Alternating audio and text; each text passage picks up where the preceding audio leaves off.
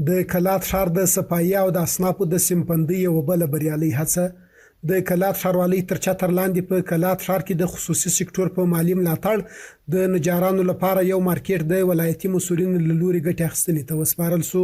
د غونډې پر مهال د زابل والي وویل چې اسلامي امارت په خپل ټول توان سره د ولس د هوساینې لپاره مټې رابډ وهلې. نوموړي د خپلو خبرو پر مهال زیاته کړه خصوصي سکتور د دې نظام لپاره ځانګړی اهمیت لري او غوښتنه یې وکړه چې خصوصي سکتور د اسلامي امارت سره وژه په وژه د پروژو په ښه تطبیق او ولس ته په خدمت کولو کې ونډه واخلي. د زابل ولایت نورو تجارانو ته سکتور خصوصي مشرانو ورونو ته دغه نامه نوره هیله ده چې زابلیانو د لپاره کارونه برابر کړي، موږ سره همکاري وکړي په دې لړۍ کې. ځکه کوشش کوو چې موږ دغه ورونه چې هغه بیکاره دي یو کار ورته جوړ کړو. تاسو بیا د خارجيانو په تمه مه کیږئ. بل خو د کلات ښاروالۍ د مارکیټونو د تنظیم مدیر وایي کلات ښاروالۍ د اسنافو د سیمبندۍ په برخه کې لا هم پروژې په پام کې لري ترڅو ورته نوري پروژې هم د ښار د صفایي او ښکلا په خاطر ګټې اخیستنې ته وسپاري.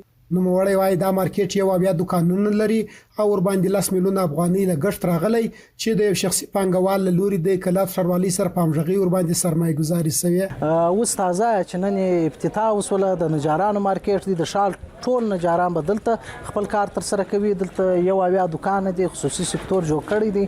نو پلان لرو دا اوس هم د مستریانو لپاره پلان لرو، د غالیو د پلورونکو لپاره پلانونه لرو. ډیر پلانونه ستا په تدریجي ډول به قرار مخ ور سره. په ورته مهال د خصوصي سکتور لاړخه د مارکیټ جوړونکي وایي چې دوی له اسلامي امارت خوښ دي چې په خپل هیواد کې ورته د پانګې اچولو زمينه برابر کړي.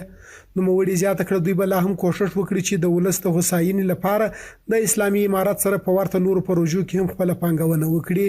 پلان مو دا دی چې دغه ځای ته پراختیا ورکړو ترڅو د معیاري دغه جوړ کو چې هغه ټول سہولتونه چې په مارکیټ او په یو بازار کې په یو تجارتي مرکز کې لازم وي هغه ټول سہولتونه برابر کو.